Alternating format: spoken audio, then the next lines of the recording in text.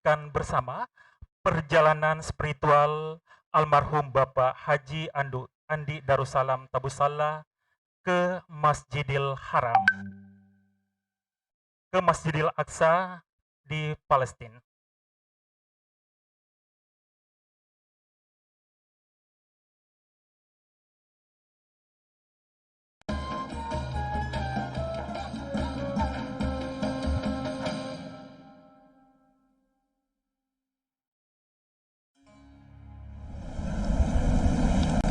Assalamualaikum Pak Andi.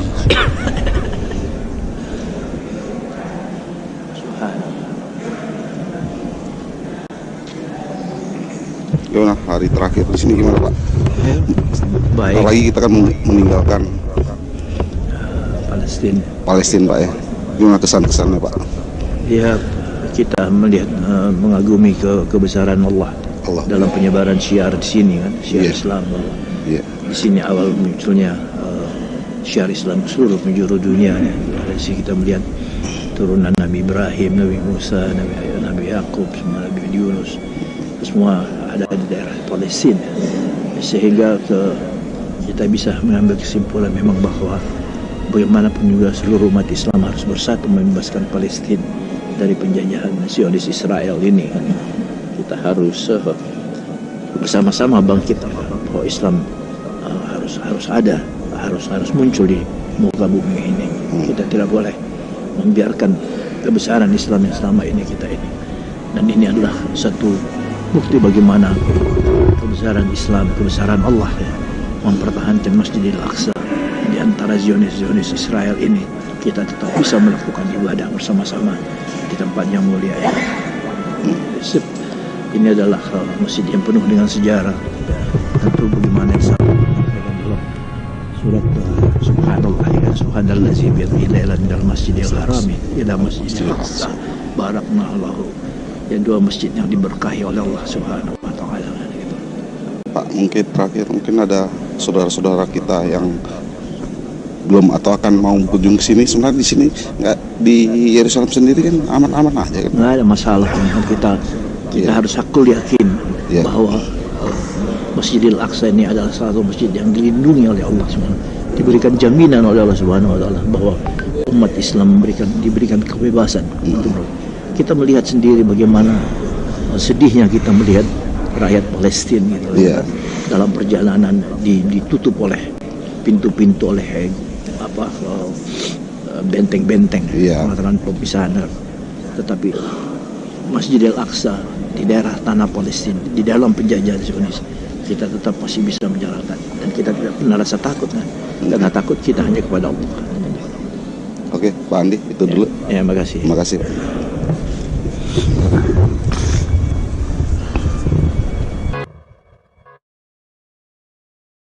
Baik Bapak Ibu hadirin yang berbahagia, demikian tadi cuplikan video perjalanan spiritual almarhum Bapak Andi Darussalam Tabusalla ke Masjidil Aqsa di Palestina. Bismillahirrahmanirrahim. Assalamualaikum warahmatullahi wabarakatuh. Innalillahi wa inna ilaihi raji'un. Kullu nafsin sa'iqatul maut. Alhamdulillahi rabbil alamin. Nahmaduhu wa nasta'inuhu wa nastaghfiruhu wa na'udzubillahi min dzururi anfusina wa min sayyiati a'malina. May yahdihillahu fala mudhillalah wa may yudlil fala hadiyalah. Asyhadu an la ilaha illallah wa asyhadu anna Muhammadan abduhu wa rasuluh. Allahumma salli ala Muhammadin wa ala alihi wa sahbihi ajmain. Puji dan syukur kita panjatkan kehadirat Allah Subhanahu wa taala, karena dengan rahmat dan hidayahnya lah sehingga kita masih sempat diberikan kesehatan dan kesempatan untuk dapat hadir dalam acara takziah kedua atas berpulangnya ke rahmatullah almarhum Bapak Haji Andi Darussalam Tabusalla Kamis 19 Agustus 2021. Untayan salam dan salawat semoga tercurah kepada junjungan kita Nabiullah Muhammad Sallallahu Alaihi Wasallam, Nabi yang merupakan panutan bagi kita sekalian. Bapak Ibu jamaah Tazkiratul Maut yang kami muliakan, mengawali acara kita pada malam hari ini, kita akan dengarkan bersama pembacaan ayat-ayat suci Al-Quran yang akan dibacakan oleh Bapak Al-Ustadz Baharudin Faki SPDI MPDI, Ori Nasional dari Kabupaten Bone.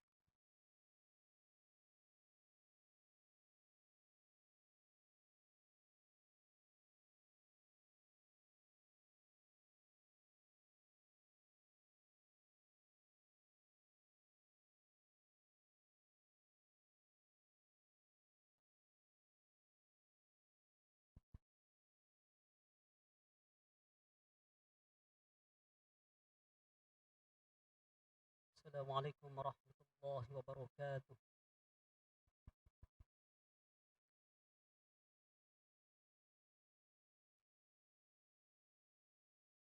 أعوذ بالله من الشيطان الرجيم.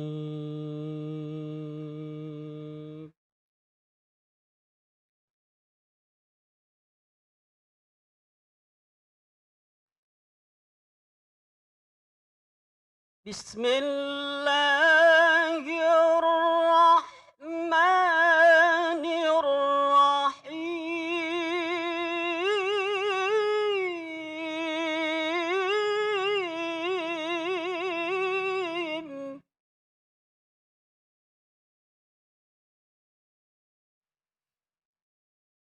ولنبلونكم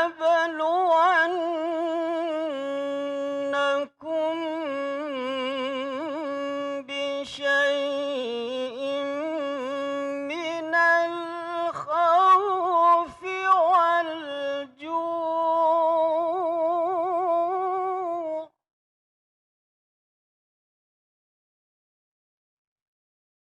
ولنبلونكم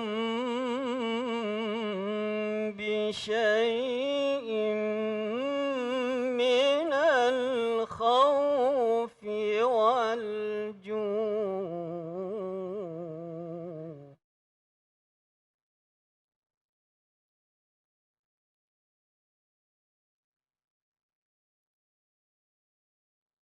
ونقص من الأموال والأنفس والثمرات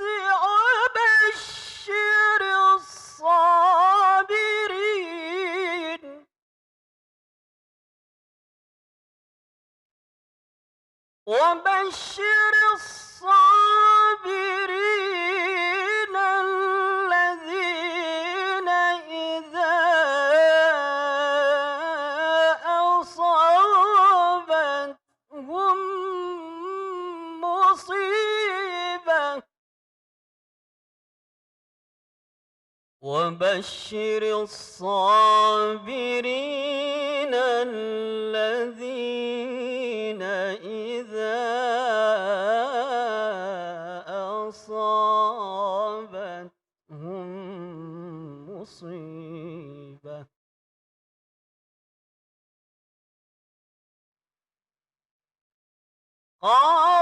قالوا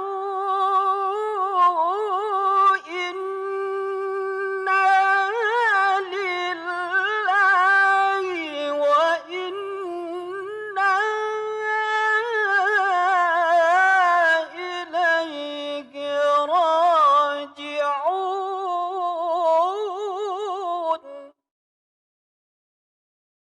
بسم الله الرحمن الرحيم. ولا تخزني يوم يبعثون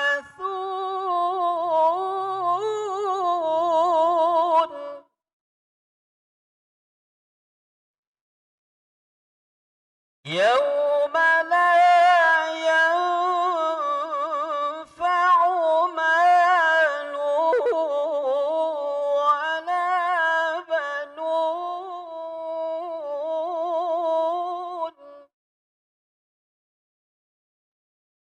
إلا من أتى الله بقلب سليم.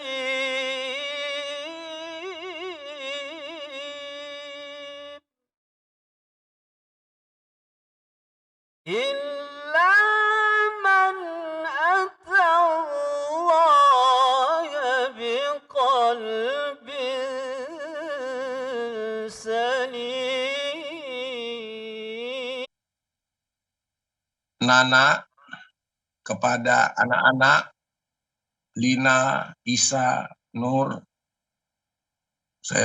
yang saya ingat aja ya, dan kepada adik-adiknya Nur juga, Taufik, Abdus. Jadi sejak beberapa hari lalu saya terus diupdate mengenai kondisi saudara saya Salam ini, dan saya sebagai dan sudah terus-terusan juga terakhir ini berkomunikasi terus dengan Salam, baik melalui telepon, kita ketemu. Jadi kalau saya tadi lihat terakhir, kita masih terakhir itu ber-WA-WA-an itu tanggal 25 Juli. Jadi kira-kira 4 minggu lalu lah, sebelum Salam tiba-tiba saya dengar kena COVID dan dia harus masuk di ICU. Jadi saya selalu bilang sama Salam, hati-hati Lam, kalau kamu itu mempunyai komorbid yang sangat yang kalau kena COVID itu fatal. Tapi Salam selalu dengan rasa percaya dirinya yang besar sekali mengatakan, Man, kita ini sudah inilah, sudah punya jalan masih bukan hukuman, tapi ini adalah katakan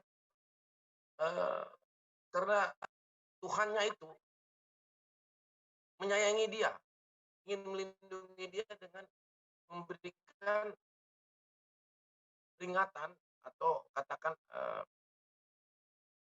hal-hal yang membuat dia harus menyadari dirinya. Itu yang saya kira jarang, yang hanya Salam yang saya kira yang mempunyai, bisa menikmati dalam tanda petik ya penyakit itu ya. Kalau saya ingat seperti Bang Buyung, dia itu Hariman, dia bilang, ini kenapa misalnya abang cuci darah kalau di Pondok Indah itu di bawah di underground, di bawah tanah, dia nggak terima itu. Ini apa ya katanya Hariman, ini apa kayak kita ini sudah nggak dianggap gitu loh. Jadi sensitif ya. Kalau Salam saya kira dia kalau dari Singapura telepon, Man, saya lagi di Singapura lagi nih, di daerah lagi, ketawa aja terus. Dan bagi dia itu seperti apa ya, berlibur. Itu yang saya sendiri bilang, memang Lam, kamu luar biasa. Jadi kalau kamu menuliskan buku ini, saya kira ini memang dari dalam diri kamu. Walaupun saya juga karena pada usia-usia seperti kita ini yang di atas 70 ini, memang kita rasanya mempunyai sensitivitas yang lain terhadap perjalanan hidup kita dan orang-orang sekitar kita. Jadi saya juga waktu itu sudah mikir, puasa tiba-tiba sangat sentimental kok menulis aku dan Tuhanku. Karena Salam, yang kedua, Salam itu mempunyai banyak kenalan, tapi saya juga banyak kenalan saya. Kita berdua berkenalan juga komunitas yang dibawa oleh Salam juga ketemu dengan komunitas saya. Itu Salam itu sangat disayang, diterima. Jadi kalau terakhir di Jakarta, Salam itu sebelum dia pergi ke Surabaya untuk ngurusin Lapindo itu, dia di Jakarta itu merekrut banyak teman-teman aktivis yang dia kenal dari pergaulan dengan saya. Jadi, dan teman adik-adik itu semua menganggap Salam itu sebagai orang tuanya, orang kakak. Kemarin waktu Salam menerima kabar salam telah meninggal dunia juga mereka semua bersaksi bahwa salam itu orang baik gitu. Saya ingat waktu usia 60, salam juga meminta saya datang ke Makassar waktu untuk peluncuran bukunya ya. Bukunya salam untuk memberikan 60 tahun itu. Saya cuma bisa bicara di situ. Salam itu kalau ditanya kepada semua orang, salam itu orang baik. Saya selalu bilang itu. Nggak ada yang bisa membantah bahwa salam itu sangat baik dan tidak ada orang yang saya kenalkan baik tua maupun muda yang merasa salam itu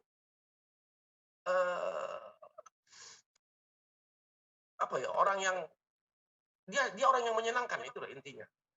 Tapi saya waktu itu sambil ketawa-ketawa saya bilang, cuman saya merasa kalau salam itu hanya tidak baik pada keluarganya dalam tanda petik, karena saya anggap saya kenal salam dari kecil, saya merasa salam ini perasaan saya baik sama semua orang itu seperti saya juga pada keluarga itu kita itu kurang, bukan kita kurang ngurus ya, tapi memang kita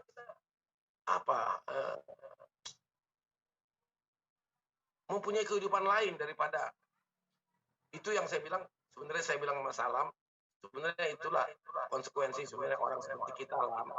Sebenarnya kita nggak boleh berkeluarga. Kalau orang-orang yang terjun menjadi hidup berorganisasi, sebenarnya keluarganya udah sangat banyak, hingga kalau keluarga dekat itu pasti akan kurang.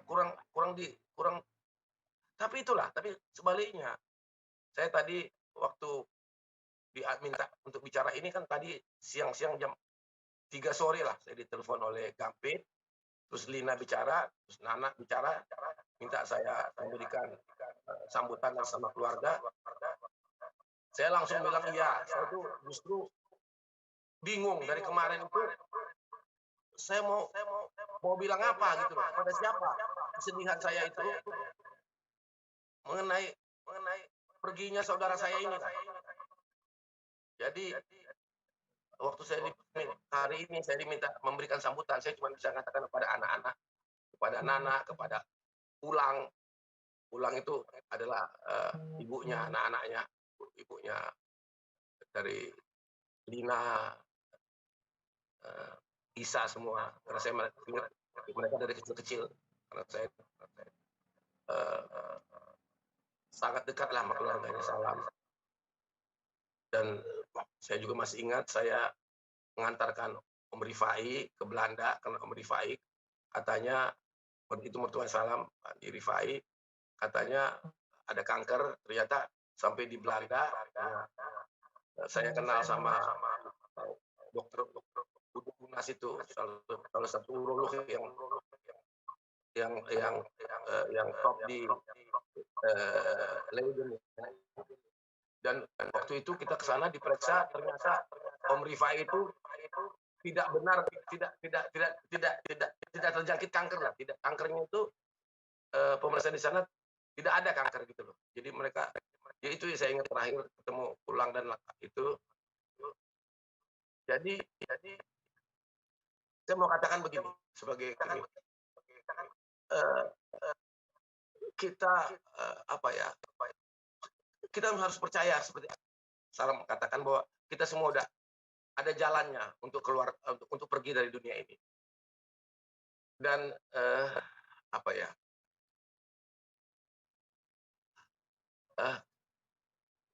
kita kenang yang baik saja dari salam itu. Saya mau katakan gitu. Jadi jangan ada dia. Tapi saya waktu Lina memberikan ginjalnya itu juga saya kagum sama tapi saya selalu bilang sama Salam, jangan sia-siakan ginjal. Ya sudah lah, tapi salam kan salam ya salam ya. Jadi salam itu selalu kalau dia susah, dia pasti menghubungi saya. Jadi kalau dia nggak nggak ada kabar saya senang, pasti Salam lagi senang gitu. Saya nggak pernah ragu itu. Salam kalau dia nggak ada kabar, pasti dia lagi senang. Nah, kalau dia lagi ada masalah, dia pasti cari saya. Jadi, dan saya ya salam, nggak pernah kita saling apa. Karena itu saya cuma bisa katakan sebagai, kalau saya diminta memberikan tausiah sebagai keluarga, saya mau katakan kepada keluarga, kalau ada yang apa ya, yang kurang, karena itu saya bisa rasakan karena saya juga begitu, bukan karena dia itu apa ya, nggak sayang pada keluarga, tapi justru dia itu apa, atau dia egois, tapi karena memang itulah hidupnya yang dia pilih gitu loh. Jadi Salam itu banyaklah dalam awal-awal dia itu ya apa ya, kita itu berbagilah tentang apa, ke depan kita mau kemana, apa ya, jalan hidup kita gimana, dan saya kira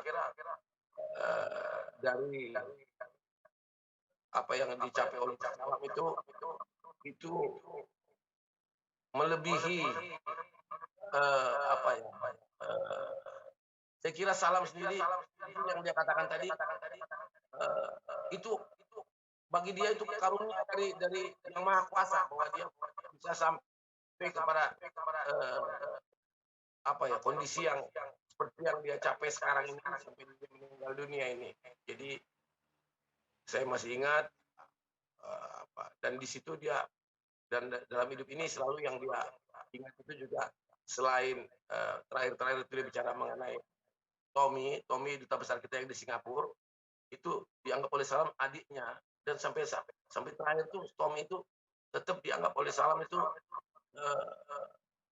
sayang sama dia. Kedua, yang dianggap oleh dia juga sangat membantu dia banyak itu Nirwan. Jadi dia selalu bilang, Iwan itu membantu saya banyak sekali. Jadi bagi Salam itu apa ya, yang seperti dia bilang itu, dia memang katakan betul-betul untuk keluarga Bakri dalam hal ini, khusus dalam kasus Lapindo itu, Salam nggak ada ininya, nggak ada apa ya, all out kalau bahasanya, memberikan semuanya.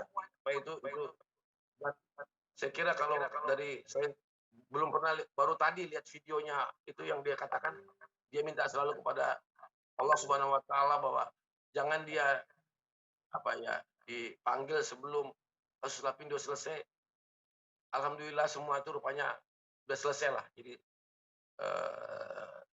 walaupun ya Salam terakhir mengatakan keluarga Lapindo juga banyak mengalami kesulitan, hingga dia juga merasa dia harus apa ya, di hari-hari terakhir ini dalam tanda petik itu harus mencari, dia kadang-kadang walaupun dia tahu kondisi dia harus tetap terbang ke Jakarta, ke Surabaya, apa ya, katakan membantu, karena dia membutuhkan sebenarnya apa, income lah untuk bukan untuk dirinya sebenarnya, untuk hidup apa, membantu yang lain-lain. Itu yang saya berapa kali saya bilang, Lam, hati-hati, kita udah tua, kita apalagi kamu komorbid, hati-hati. Tapi dia semua udah dilakukan sebenarnya. Saya waktu dia tanya mas saya juga, Man bagaimana, saya harus vaksin nggak? Vaksin lah. Dan dia langsung dia saya kira divaksin baru 2 bulan lalu lah, 2 bulan di Hang Jebat. Dia bilang, alhamdulillah Man, saya udah divaksin. Nah, bagus lah, saya bilang. Karena jadi saya sendiri kaget sekali. Ya tidak kaget lah waktu saya dengar Salam kena COVID itu, saya bilang aduh. Dan waktu Salam harus di ICU itu, ya saya karena apa ya, statistik itu bilang 50-50 lah. Kalau nggak dikatakan kalau orang udah kena ventilator itu 60% kalah, 40% yang bisa survive. Jadi kembali kepada seluruh yang pengikut acara kita atau webinar ini, saya cuma mengatakan pertama apa ya, walaupun kita harus menerima bahwa pandemi ini masih di tengah-tengah kita. Karena itu saya katakan kepada orang-orang yang dekat saya, kita harus jaga diri sendiri dulu, jaga diri sendiri, saling bantu. Kita mesti saling bantu. Nggak ada, bukan soal kuat-kuatan sekarang, bukan soal pintar-pintaran. Jadi jangan kita coba-coba melawan gejala ini, menentang ini, atau mau kalau seorang sok pintar itu mau menunggangi ini, tapi justru kita harus berubah, adaptif. Kita mesti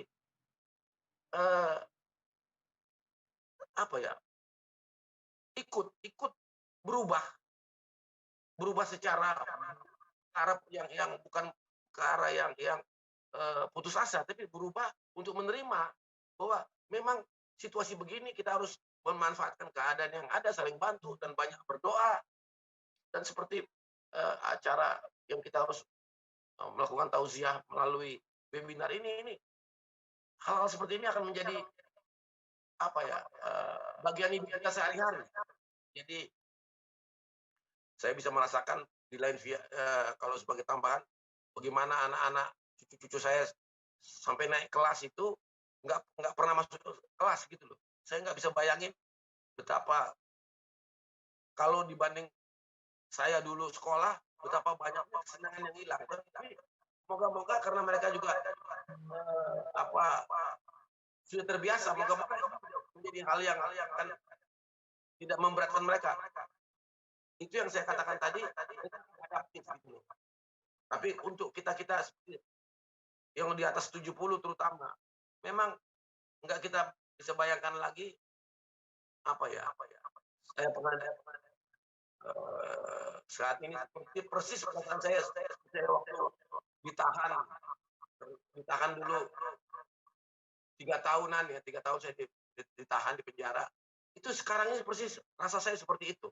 Jadi saya nggak ingat lagi kalau saya ditanya kemarin itu hari apa setahun lalu 17 Agustus ngapain, nggak ada yang ingat. Yang saya ingat hanya adalah makin banyak kawan-kawan saya meninggalkan saya.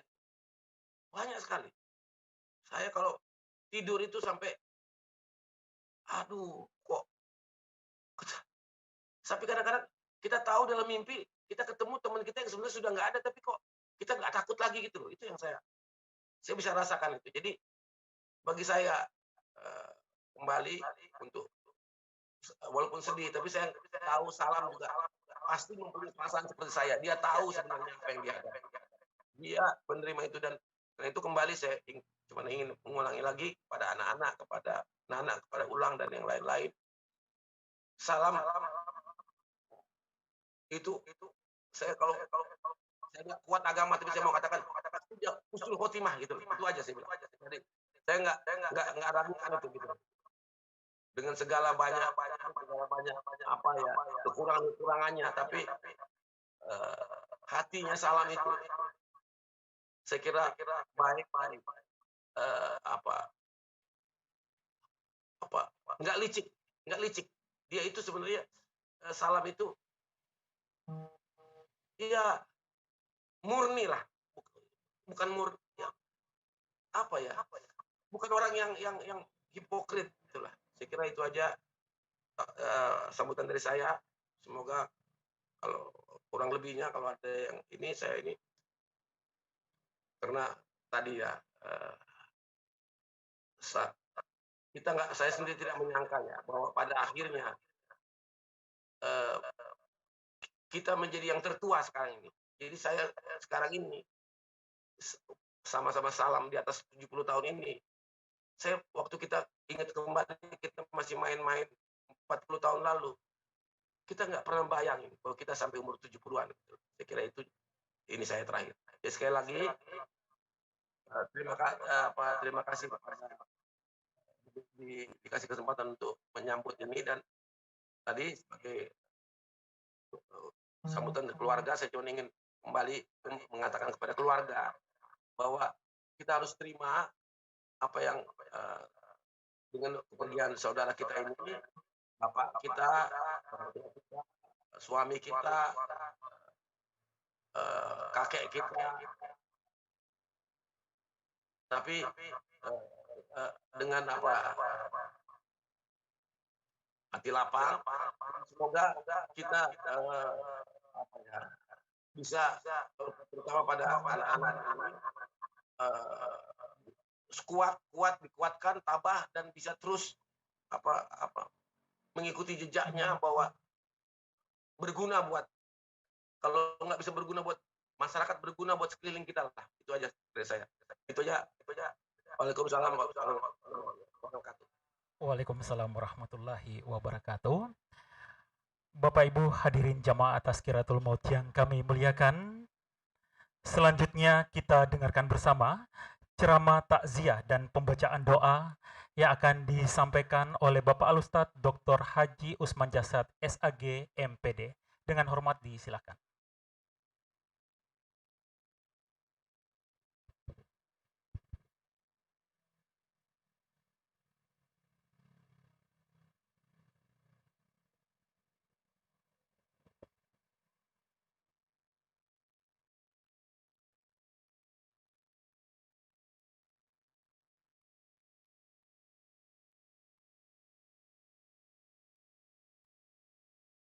Assalamualaikum warahmatullahi wabarakatuh.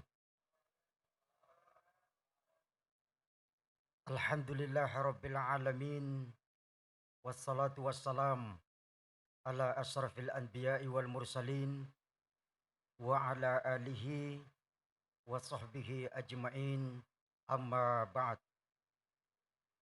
Yang saya hormati segenap keluarga almarhum Andi Darussalam Tabusalah. Yang saya hormati Bapak Bupati Goa. Yang saya hormati bapak-bapak tokoh pemerintahan, tokoh masyarakat, tokoh agama yang hadir secara virtual dan offline, hadirin wal hadirat yang sama-sama saya hormati. Ada orang beranggapan bahwa orang yang hidupnya bahagia itu adalah orang yang tidak memiliki kesulitan-kesulitan hidup. Anggapan itu ternyata keliru, karena orang yang hidupnya bahagia bukanlah orang yang tidak memiliki kesulitan-kesulitan hidup, tetapi orang yang bisa menyikapi kesulitan hidup dengan cara yang benar. Tidak ada orang yang hidupnya senang terus, dan tidak ada orang yang hidupnya susah terus. Karena senang dan susah hanya dua cara yang dipakai oleh Allah untuk menguji seluruh umat manusia. Laqad khalaqnal insana fi kabad. Allah memang menciptakan manusia dalam keadaan penuh tantangan, dalam keadaan penuh ujian. Ahasiban nasu ayyutraku ayyakulu amanna wa hum la yuftanun, kata Allah. Apakah akan kami biarkan manusia itu hanya berkata, saya telah beriman, padahal mereka belum saya uji. Walanabluwannakum bisyai'im minal khawfi wal ju' wa naqsim minal amwali wal anfusi was samarat wa basyiris sabirin alladzina idza asabathum musibah qalu inna lillahi wa inna ilaihi raji'un. Sungguh kami, kata Allah, akan memberikan ujian kepada mereka dengan sedikit ketakutan, kelaparan, kekurangan harta, jiwa, dan buah-buahan.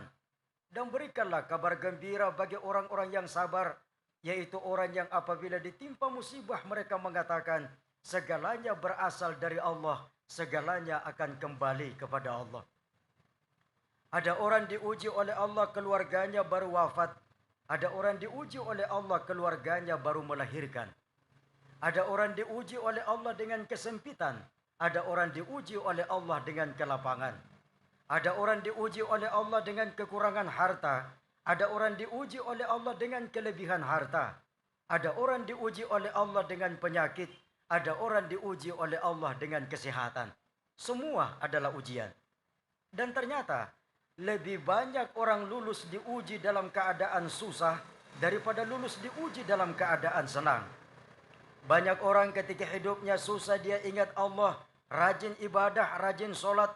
Tetapi begitu hidupnya senang, mereka telah melupakan Allah. Saya pernah ilustrasikan. Ada orang naik perahu kecil di tengah lautan. Perahu kecil di tengah lautan. Di tengah lautan datang ombak menggunung menghantam perahunya. Terancam perahunya mau tenggelam, minta tolong kepada Allah. Tuhan, selamatkan saya dari serbuan ombak. Kalau saya selamat tidak tenggelam ke dasar lautan. Kalau saya selamat sampai ke tepian pantai. Saya janji, saya akan potong kerbau Tuhan. Ke pinggir perahunya. Datang lagi ombak menggunung menghantam. Terancam perahunya mau tenggelam, minta tolong lagi. Tuhan, selamatkan saya dari serbuan ombak. Kalau saya selamat tidak tenggelam ke dasar lautan. Kalau saya selamat sampai ke tepian pantai, saya janji, saya akan potong kambing Tuhan. Makin ke pinggir, perahunya datang lagi ombak menggunung menghantam. Terancam perahunya mau tenggelam, minta tolong lagi. Tuhan, selamatkan saya dari serbuan ombak. Kalau saya selamat tidak tenggelam ke dasar lautan. Kalau saya selamat sampai ke tepian pantai, saya janji, saya akan potong ayam Tuhan. Bila jadi kerbau, kambing, ayam. Kenapa? Perahunya sudah semakin ke pinggir. Selamat ia sampai ke tepian pantai. Mana pun bulun na jangan kata dia. Dia bilang yang penting sudah selamat. Ayam juga tidak usah dipotong. Selamat sampai di daratan apa yang terjadi. Baru masuk di rumahnya langsung terbakar. Tuhan dia protes lagi. Tuhan, urusan di laut selesaikan di laut. Jangan bawa-bawa ke darat. Hidup ini kan cuma dua ibu bapak. Kalau tidak senang, susah. Kalau tidak susah, senang. Saya merinding kalau baca firman Allah dalam sebuah hadis qudsi. Apa firman Allah tersebut? Malam yashkur ala na'mai, walam yasbir ala balai, walam tarda ala qadai, falyakhruj minal ardi was samai, wal yaktub rabban siwai. Kata Allah, siapa yang tidak bersyukur atas nikmatku, siapa yang tidak bersabar atas cobaanku, siapa yang tidak ridho atas ketetapanku, keluar dari langit dan bumiku, cari Tuhan selain aku. Jadi Allah telah memberikan senjata pamungkas kepada hamba-hambanya. Karena hidup ini cuma dua, senang dan susah. Maka sungguh sangat menyenangkan urusan orang-orang beriman ini, kata Rasul. Karena kalau mereka senang, kuncinya adalah bersyukur. Kalau mereka susah, kuncinya adalah bersabar. Sehingga Allah perintahkan, ya ayyuhalladzina amanu sta'inu bis sabri was shalah. Innallaha ma'as sabirin. Hai orang-orang yang beriman, jadikanlah sabar dan solat sebagai penolongmu. Sesungguhnya Allah bersama dengan orang-orang yang sabar. Kalau kita sudah bersama dengan Allah, situasi apapun yang kita hadapi, sesulit apapun keadaan yang kita alami, karena kita bersama dengan Allah, maka kita tetap bisa merasakan kebahagiaan dalam hidup ini. Saya kaget baca hasil riset. Ternyata perempuan itu rata-rata umurnya lebih panjang daripada laki-laki. Ya, ada laki-laki umurnya lebih panjang dari perempuan. Tapi kalau dirata-ratakan, rata-rata perempuan itu umurnya lebih panjang daripada laki-laki. Penyebabnya adalah karena perempuan itu suka menangis. Ternyata menangis itu ada 3 manfaatnya. Manfaat menangis yang pertama adalah air mata yang keluar adalah zat beracun dalam diri kita. Manfaat menangis yang kedua adalah air mata yang keluar bisa membunuh bakteri di sekitar kelopak mata. Itu sebab kalau pagi-pagi kita bangun, ada tai mata, orang Makassar bilang cica. Itu adalah bakteri yang terbunuh oleh air mata yang keluar di saat kita tidur. Manfaat menangis yang ketiga adalah menurut para ilmuwan psikologi, berapa volume, berapa tetes air mata yang keluar, maka sekian beban hidup yang berkurang. Perempuan kalau dia punya masalah, ia menangis, maka masalahnya sedikit berkurang. Laki-laki sejak kecil dibesarkan oleh kultur atau lingkungan di mana ia tidak boleh menangis. Kalau ada anak laki-laki menangis, dipepeki sama orang tuanya, enu menangis kamu cengeng, perempuan tidak menangis. Maka anak laki-laki sejak kecil tidak terbiasa untuk menangis. Terbawa-bawa hingga dewasa. Ada masalah di kantor, ia tidak menangis, ia pendam. Ada masalah dalam pergaulan relasi sosial, ia tidak menangis, ia pendam. Ada masalah dalam bisnis, ia tidak menangis, ia pendam. Apakah masalahnya hilang? Tidak. Bertumpuk, terakumulasi. Makanya sering kita dengar ada laki-laki mati mendadak. Makanya saudaraku sesama lelaki, menangislah. Itu sebab air mata bukan saja diciptakan untuk perempuan, tapi juga untuk kaum laki-laki. Dan paling baik menangis adalah pada 1/4 malam terakhir di atas sajadah di saat melakukan sholat tahajud. Umar bin Khattab adalah sahabat Rasul yang gagah perkasa, tetapi menangis saat melakukan sholat tahajud. Salahuddin Al-Ayyubi, panglima perang yang gagah perkasa di medan perang, tetapi menangis ketika melakukan sholat tahajud. Sultan Mehmed II yang diberi gelar sebagai Sultan Fatih yang menaklukkan kota Konstantinopolis, pusat kerajaan Romawi Timur, gagah perkasa di medan perang, tetapi menangis ketika melakukan sholat tahajud. Ya, katanya laki-laki itu semakin bertambah umurnya, semakin berubah jenis olahraganya. Kalau laki-laki umurnya 20 tahun, olahraganya main sepak bola. Tapi kalau laki-laki umurnya sudah 40 tahun, olahraganya main tenis lapangan. Dan kalau umurnya sudah 60 tahun, olahraganya adalah main golf. Jadi kesimpulannya, laki-laki itu makin bertambah umurnya, makin kecil bolanya.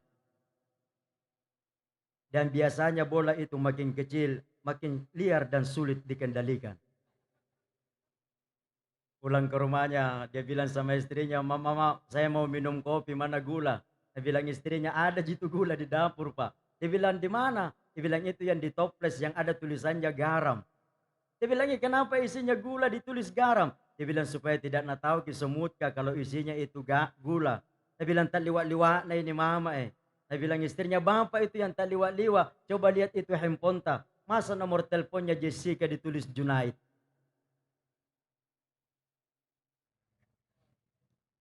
Kenapa Allah perintahkan hamba-hambanya untuk bersabar ketika menghadapi musibah?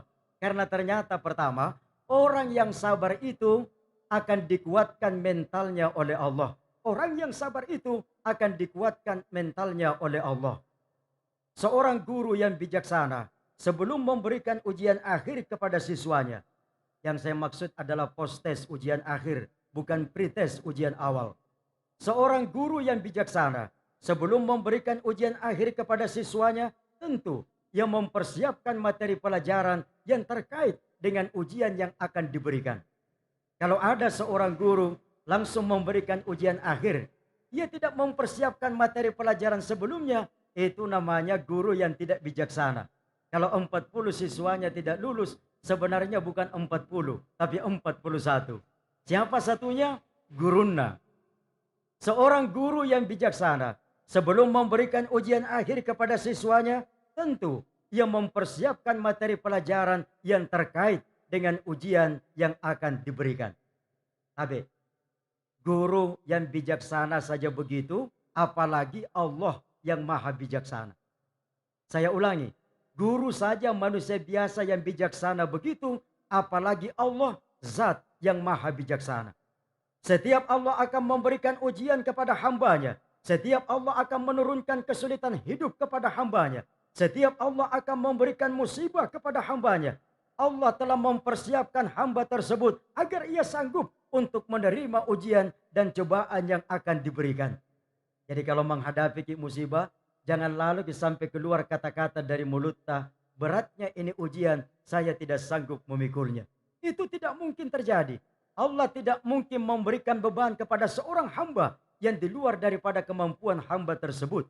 Allah jelaskan di dalam Al-Quran, surah Al-Baqarah ayat 286, La yukallifullahu nafsan illa wus'aha. Allah tidak akan memberikan beban kepada seorang hamba melainkan sesuai dengan kesanggupan hamba tersebut. Yang kedua, kenapa Allah perintahkan hamba-hambanya bersabar ketika menghadapi musibah? Karena orang yang sabar itu akan ditinggikan derajatnya oleh Allah. Wow, keren sekali. Orang yang sabar itu akan ditinggikan derajatnya oleh Allah. Kalau Bapak Ibu saya tanya, siswa manakah yang berhak naik kelas di sekolah? Apakah siswa yang ikut ujian atau siswa yang tidak ikut ujian? Jawabannya tentu yang berhak naik kelas di sekolah adalah siswa yang ikut ujian. Karena biasa juga sebelum corona ada siswa kalasi, Pak. Ada 2 siswa terlambat datang ke sekolah. Siswa pertama ditanya sama gurunya, kenapa kita terlambat, nak? Oh maaf Pak Guru, saya terlambat gara-gara saya mimpi. Mimpi apa sampai bisa terlambat, nak? Dia bilang, anu Pak Guru, saya mimpi pulang kampung naik sepeda. Kampung saya jauh sekali. Terlambat Kak bangun. Makanya juga saya terlambat datang ke sekolah. Oh jadi gara-gara mimpi nak kita terlambat? Iya Pak Guru. Siswa kedua ditanya, kenapa kita terlambat, nak? Dia bilang, maaf Pak Guru, saya terlambat gara-gara saya mimpi. Mimpi apa ke kita? Dia bilang, mimpi karena bonceng temanku tadi. Makanya dia terlambat, saya juga terlambat Pak Guru.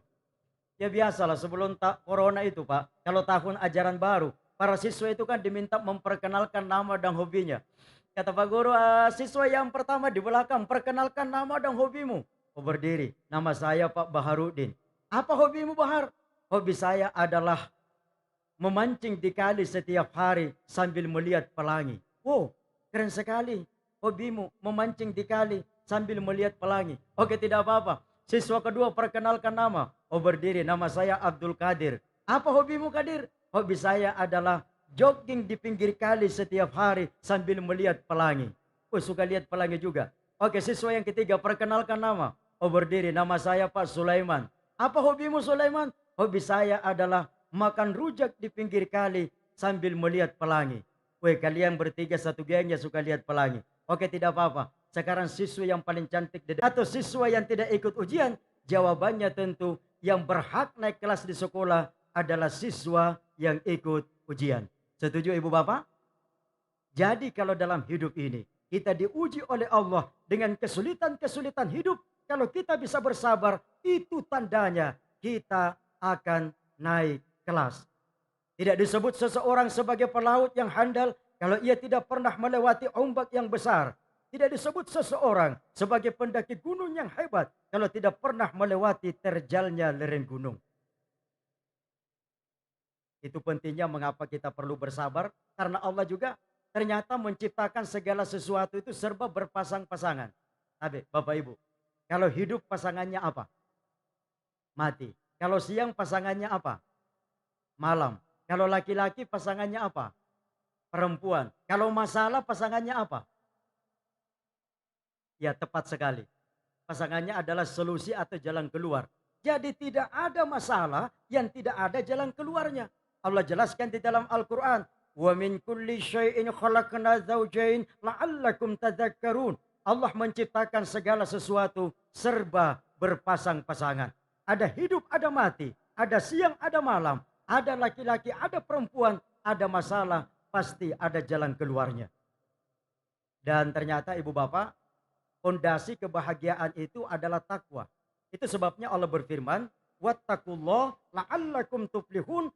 Bertakwalah kepada Allah supaya kalian beruntung, supaya kalian bahagia. Karena fondasi kebahagiaan itu adalah takwa, maka orang yang bertakwa bukan saja bisa merasakan kebahagiaan di saat hidupnya senang, tapi juga bisa merasakan kebahagiaan di saat hidupnya susah. Saya minta maaf Ibu Bapak. Kalau ada orang nanti merasa bahagia ketika hidupnya senang, atau orang-orang sering mengatakan dengan zone comfort, zona nyaman. Kalau ada orang nanti bahagia ketika hidupnya senang, maka itu bukan kebahagiaan, itu adalah kesenangan. Apa perbedaan antara kesenangan dengan kebahagiaan? Kalau kesenangan hanya disandarkan pada hal-hal yang menyenangkan. Sementara kebahagiaan dalam perspektif Islam bukan saja disandarkan pada hal-hal yang menyenangkan, tapi juga disandarkan pada hal-hal yang menyusahkan, pada hal-hal yang menyulitkan. Sekarang ini memang situasi serba sulit akibat pandemi COVID-19. Apalagi ada keluarga berpulang ke rahmatullah. Ini adalah kesulitan hidup yang luar biasa. Tetapi kesulitan hidup ini tidak boleh menjadi penghalang bagi kita untuk merasakan kebahagiaan. Mari kita belajar pada sejarah. Bilal bin Rabah. Bapak-bapak kenal Bilal? Kenal Bilal, Pak? Kenal di mana? Bilal bin Rabah itu justru merasakan kebahagiaan ketika disiksa oleh orang-orang kafir karena mempertahankan keimanan. Sehingga dalam sejarah Bilal ditidurkan di atas padang pasir yang tandus, dihadapkan kepada teriknya matahari, kemudian di atas rongga dadanya diletakkan sebongkah batu besar. Lalu orang-orang kafir memberikan tawaran yang menggiurkan. Bilal, kalau engkau ingin selamat, hidupmu tenang, katakan, Allah itu bukan Tuhan kamu dan Muhammad itu bukan utusan Allah. Bilal menjawab, tubuhku boleh kau hancurkan dengan sebongkah batu besar, tetapi iman saya kepada Allah tidak bisa kau hancurkan. Kepala ini bisa kau pisahkan dengan seluruh anggota badan saya, tetapi iman saya kepada Allah tidak akan bisa kau pisahkan dari hatiku. Meskipun saya tersiksa, saya tetap pada keyakinan tidak ada Tuhan selain Allah dan Muhammad adalah utusannya. Ahad, ahad, ahad. Bilal justru merasakan kebahagiaan ketika hidupnya tersiksa karena mempertahankan keimanan. Fondasinya adalah takwa. Seorang tokoh sufi perempuan bernama Rabi'ah al-Adawiyah justru merasakan kebahagiaan ketika ia beribadah kepada Allah dengan dasar cinta. Sehingga syairnya yang sangat terkenal adalah, ya Allah, kalau aku menyembah kepadamu karena mengharap sorga, jauhkan sorga dariku. Kalau aku menyembah kepadamu karena takut kepada neraka, masukkan saya ke dalam neraka. Aku menyembah kepadamu karena aku cinta kepadamu. Dalam ilmu tasawuf, inilah yang dikenal dengan konsep mahabbah. Beribadah kepada Allah dengan dasar cinta. Sehingga sholat, puasa, zakat tidak dirasakan sebagai beban, tapi justru dirasakan sebagai kebutuhan untuk berjumpa dengan sang kekasih.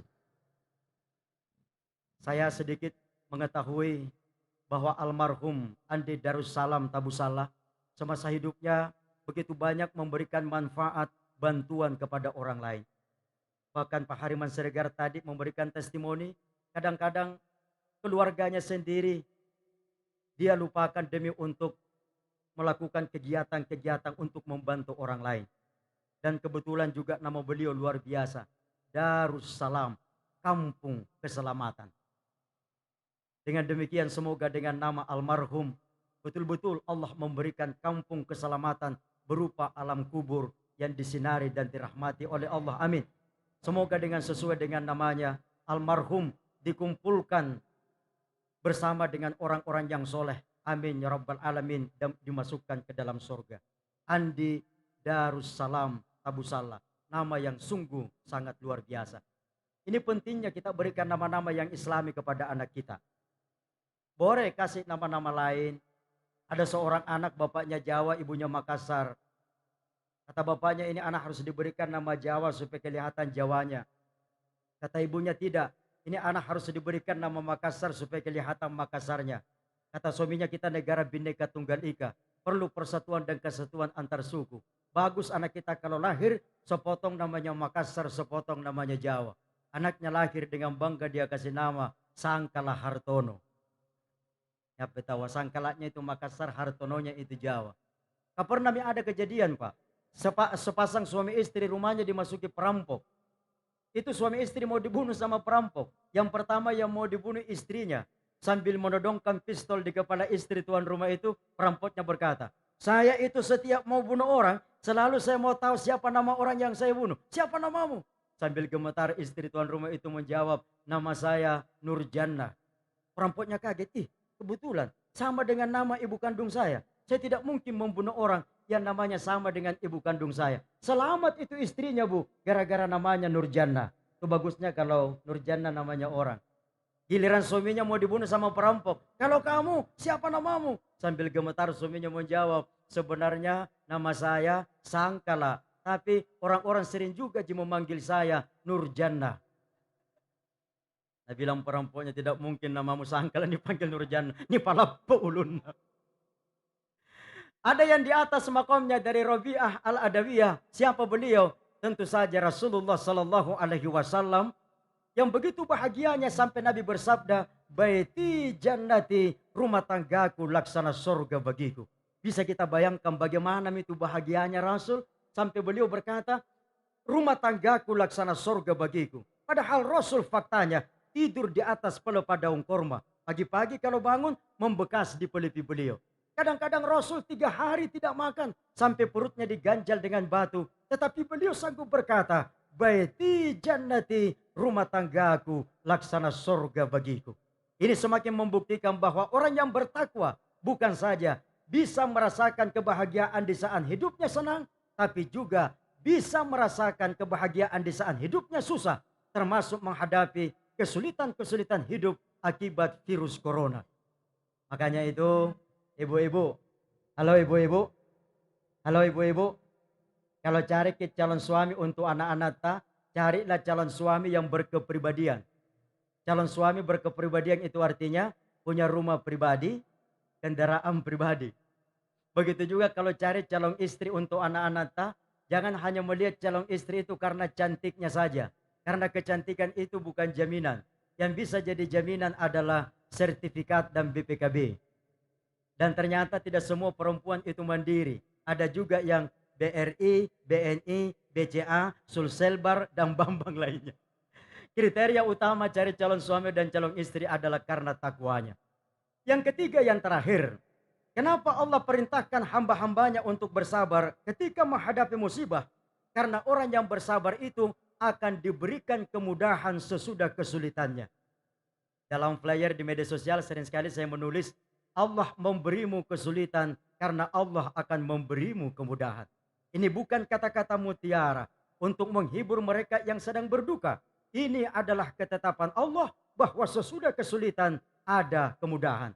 Baca ke surah Al-Insyirah ayat 5-6, Allah berfirman, fa inna ma'al usri yusra, inna ma'al usri yusra. Maka sesungguhnya sesudah kesulitan ada kemudahan, sesungguhnya sesudah kesulitan ada kemudahan.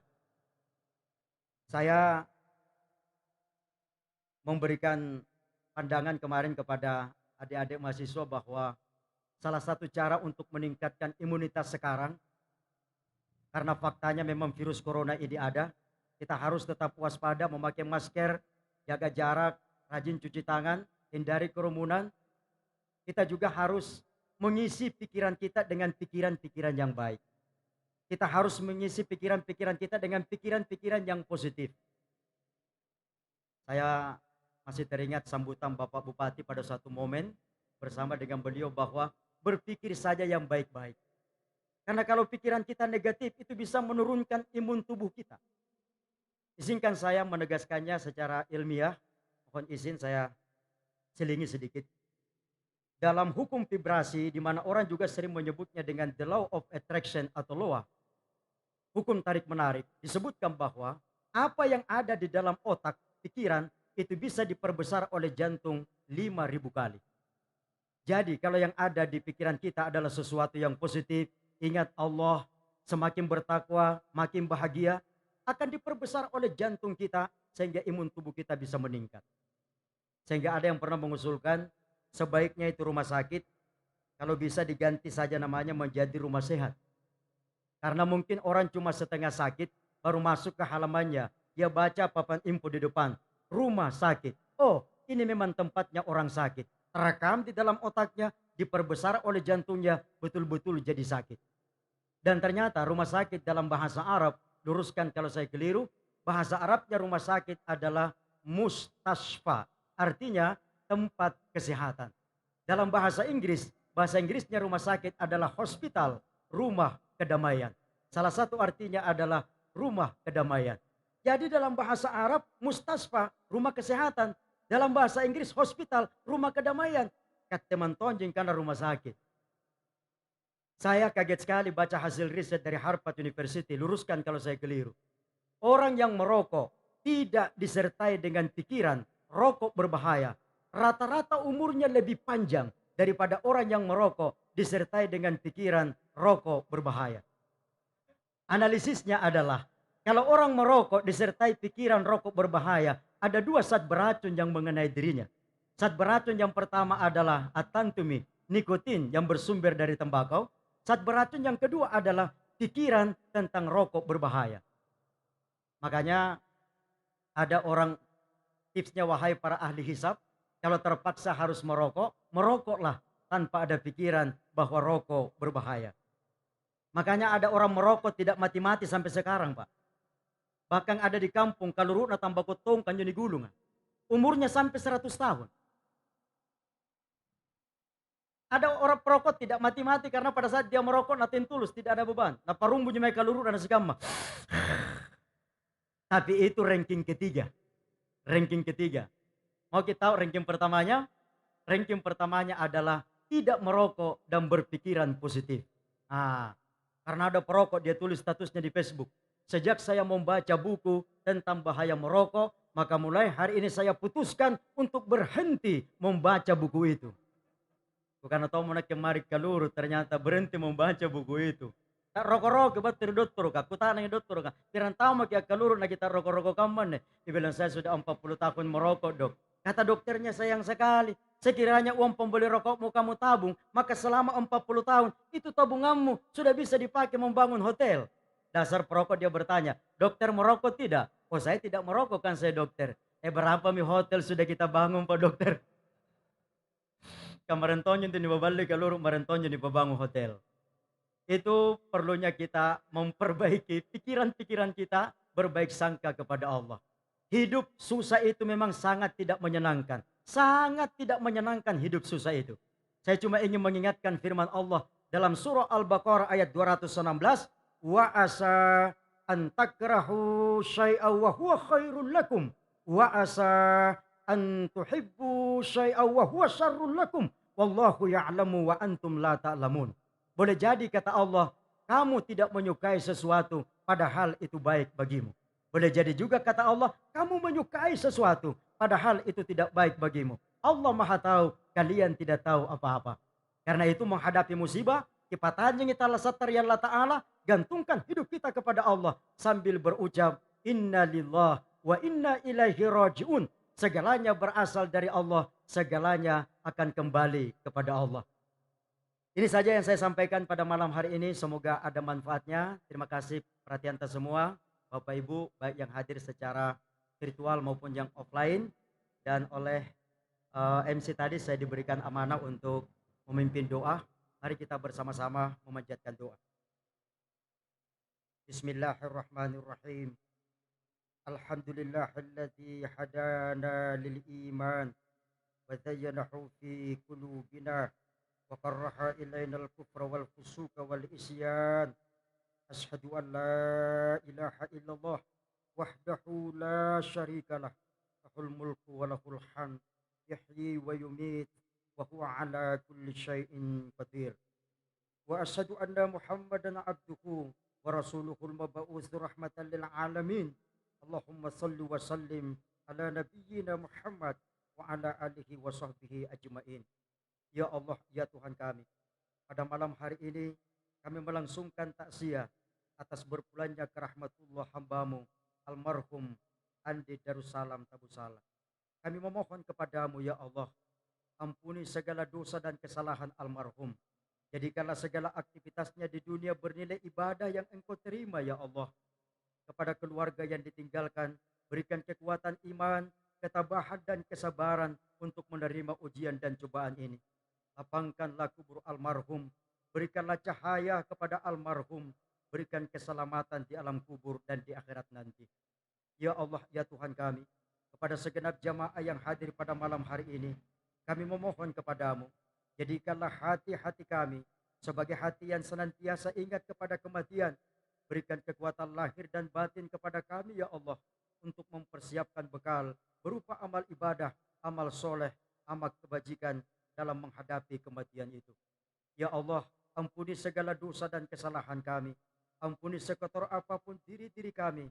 Ampuni sehitam dan sekelam apapun masa lalu yang pernah kami lewati. Subhanaka rabbi izzati amma yasifun. Wassalamun alal mursalin. Walhamdulillahi rabbil alamin. Amin ya rabbal alamin. Terima kasih, mohon maaf. Wassalamualaikum warahmatullahi wabarakatuh. Waalaikumsalam warahmatullahi wabarakatuh.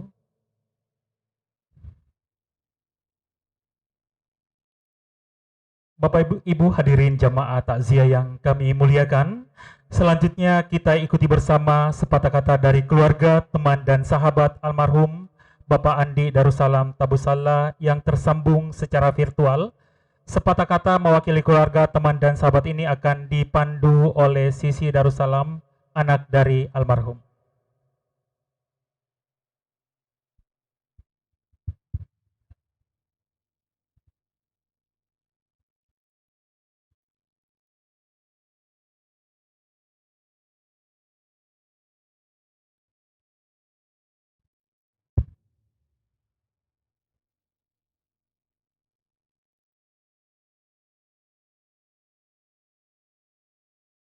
Assalamualaikum warahmatullahi wabarakatuh.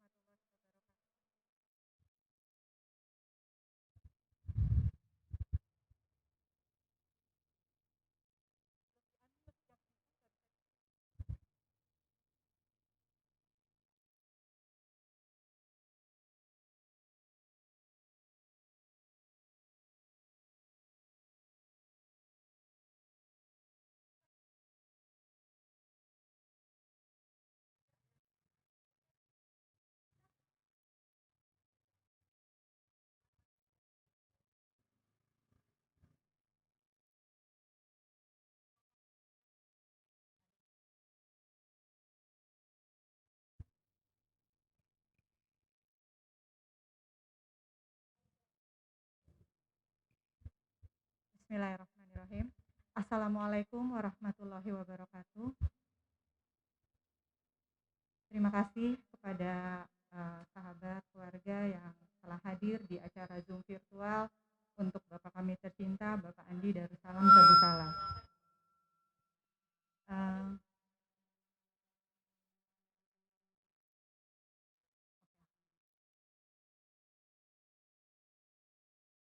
Agenda selanjutnya adalah kita akan mendengarkan sepatah dua kata dari keluarga dan juga teman-teman Bapak sekarang ini yang juga hadir di dalam Zoom virtual ini.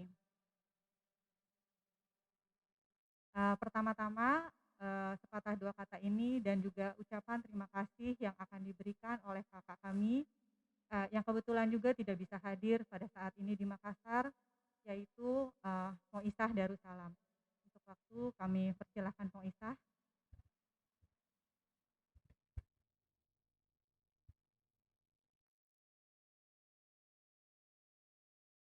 Silakan.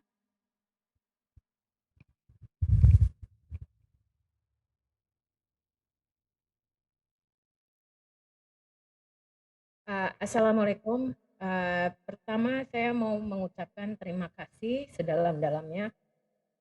Yang pertama untuk Tante Nana dan juga untuk saudara-saudara saya yang di Indonesia, Ponglina, Sisi, Nur, Aziza, Amri, Devo, dan Pope, dan suami dan istri mereka.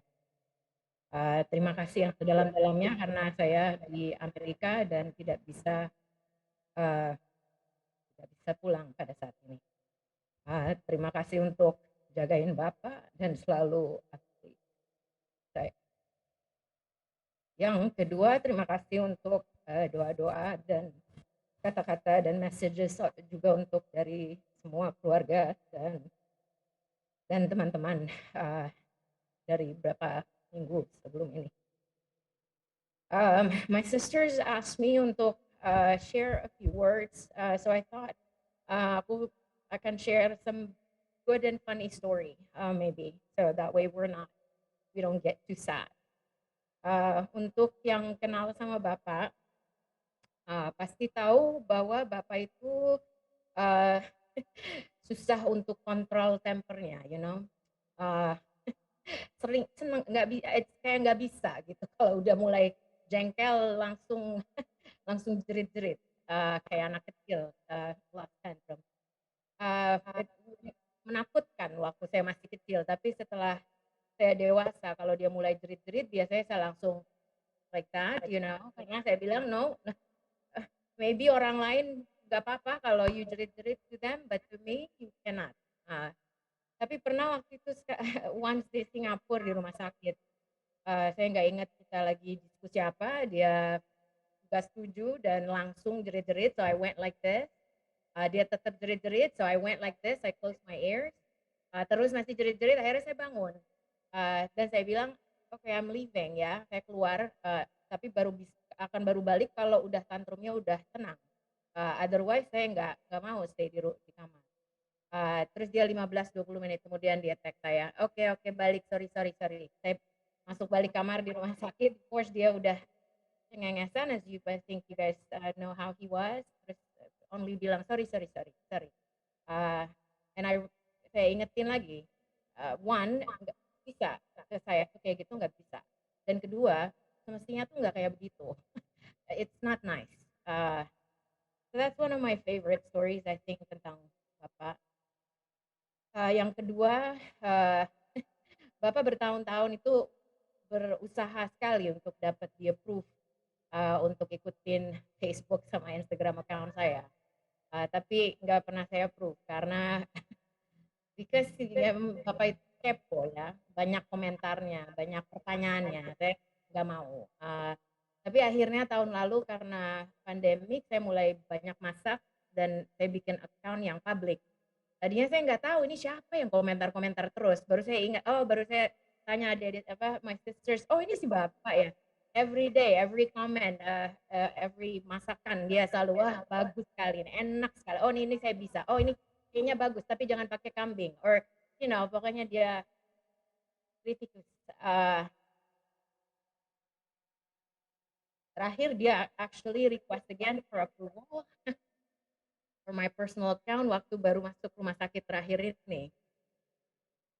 So maybe now I'll get to prove it supaya dia bisa finally ikutin saya from wherever he is. Waktu kita operasi ginjal transplant 4 tahun yang lalu, harapan kita semua bahwa semoga ginjal bisa tambah hidup Bapak untuk mungkin 10, mungkin 15 tahun lagi.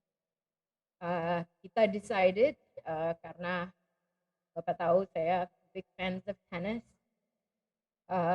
ginjal yang dikasih ke Bapak itu namanya kita namakan Rafa, dari Rafa Nadal, karena itu ginjal kiri saya. Rafa Nadal itu pemain tenis tangan kiri, fighter, very strong. So I thought he'd get to keep him. Dan saya dapat, saya keep my right one, my favorite player, Roger Federer. So we always refer to his ginjal as Rafa.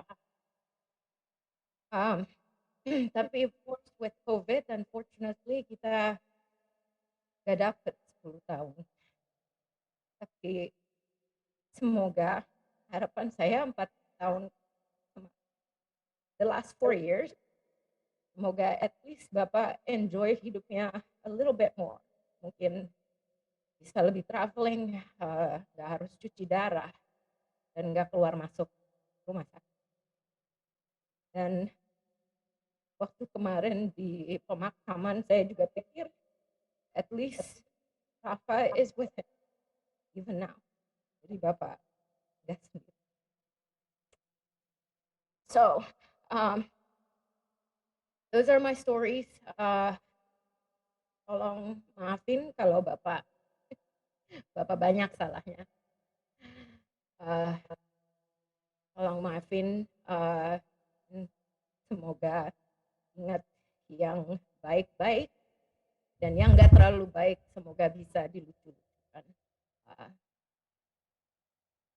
Dan itulah waktu kebetulan alhamdulillah hari Minggu sebelum Bapak, 1 hari sebelum Bapak meninggal, kita dapat, we were lucky ada sepupu yang di ICU, kita bisa di video call lihat Bapak sakit dengan mesin-mesin. Pada saat itu doa saya berganti untuk semoga Bapak dengar dengan saya bilang it's okay Bapak. It's okay if it's time to let go. It's okay. We're going to be fine. We'll take care of each other. So if it's time to let go, it's okay. So anyway, assuming Bapak right now is partying somewhere with some people. Itulah itu aja yang dari kata-kata saya. Semoga kayak saya bilang, semoga maafin salahnya Bapak dan ingat yang baik-baik, dan kalau yang nggak baik-baik dilucu-lucukan untuk bisa ketawa. Terima kasih. Assalamualaikum warahmatullahi wabarakatuh.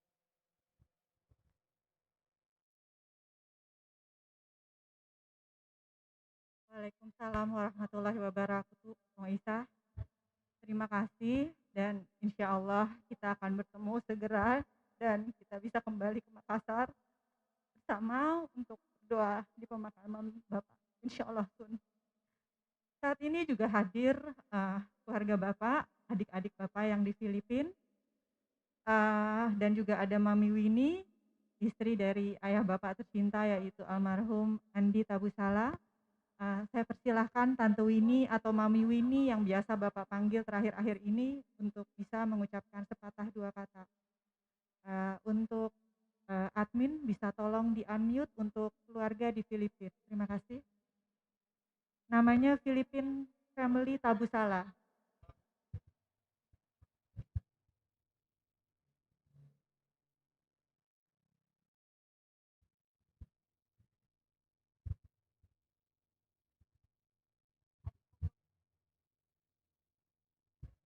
Silakan Tante Winnie.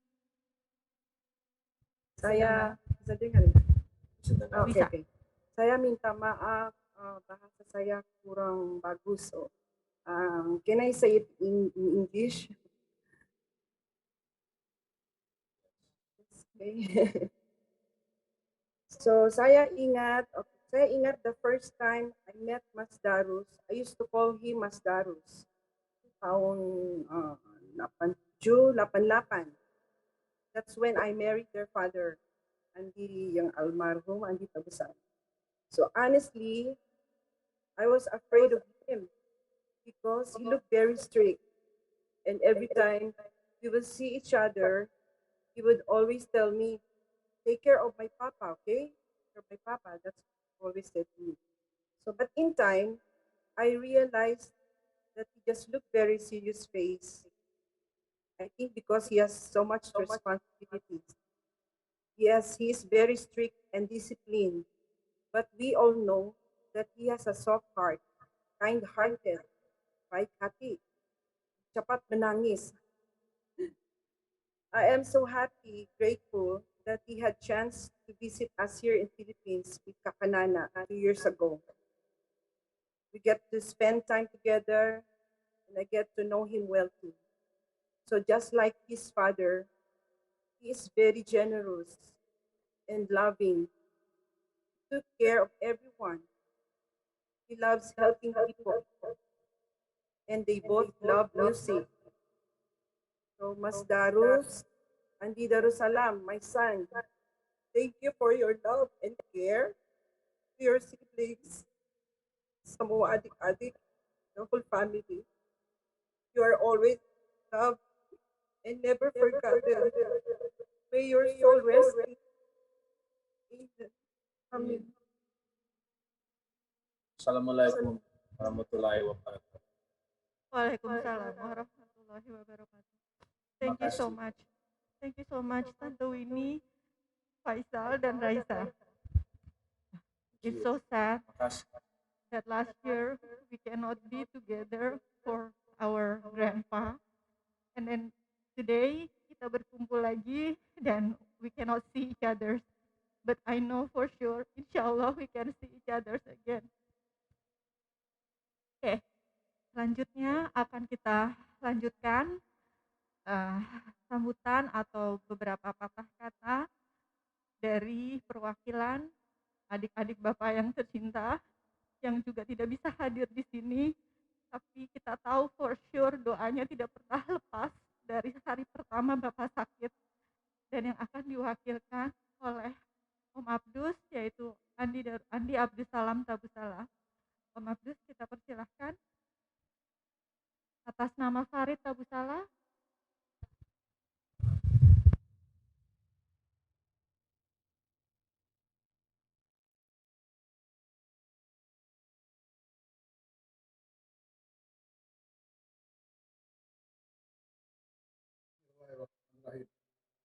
Assalamualaikum warahmatullahi wabarakatuh.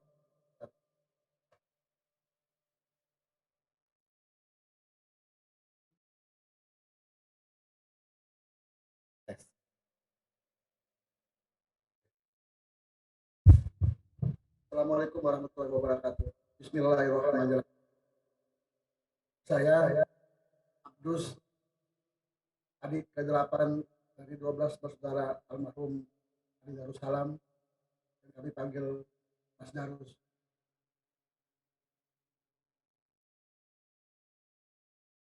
Mas Darus orang baik, keras tapi baik.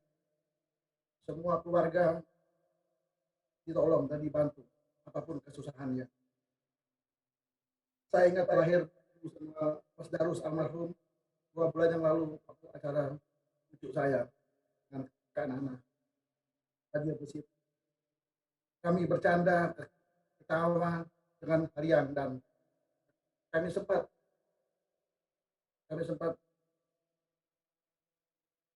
lakukan kontak yang betul-betul, yang kami tidak sangka bahwa saat itu adalah pertemuan terakhir saya dengan Mas Darus.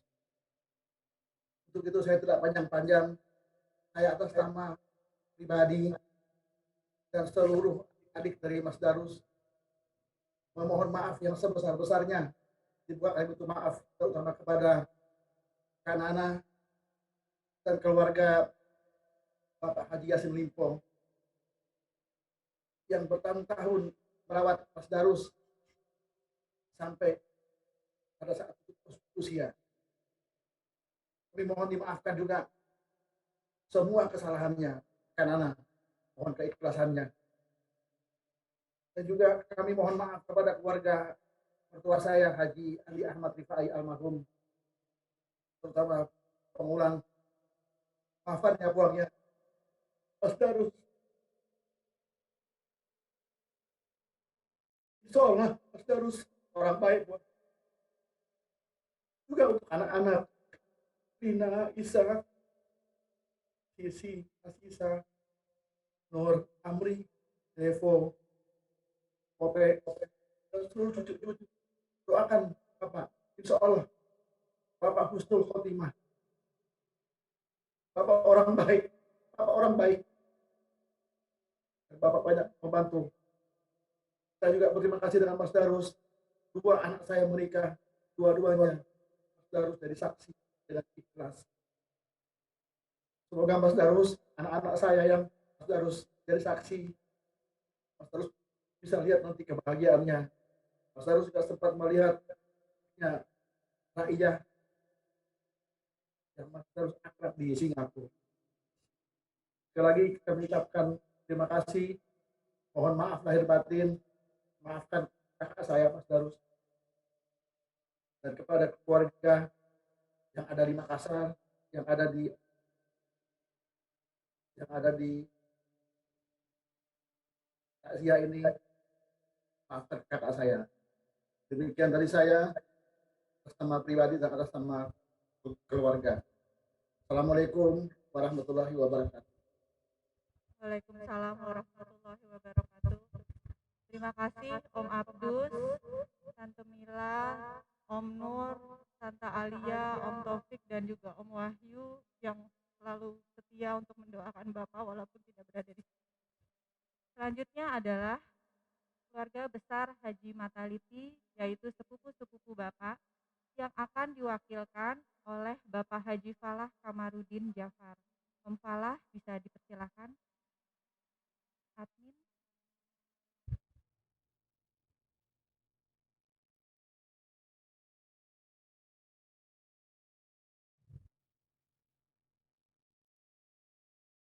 Assalamualaikum warahmatullahi wabarakatuh.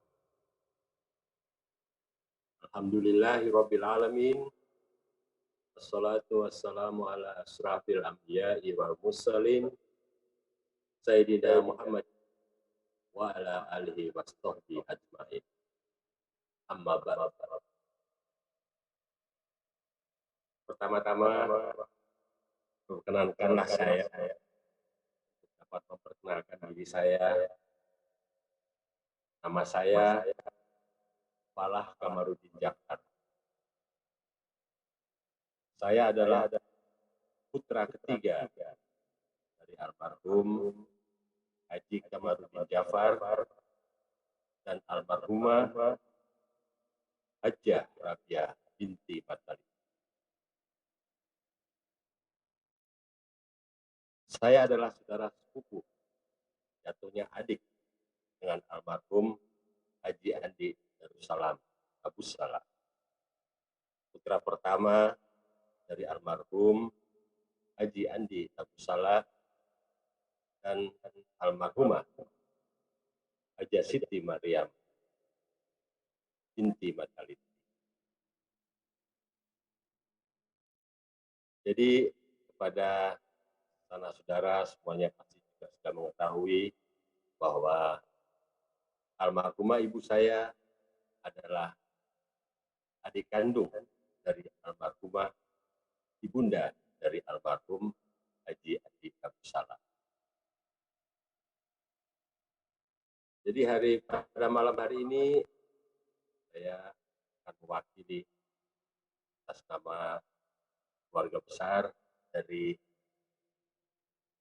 Haji Mataliti untuk dapat menyampaikan pesan dan pesan yang pernah kami alami selama kami. Sebagaimana diketahui,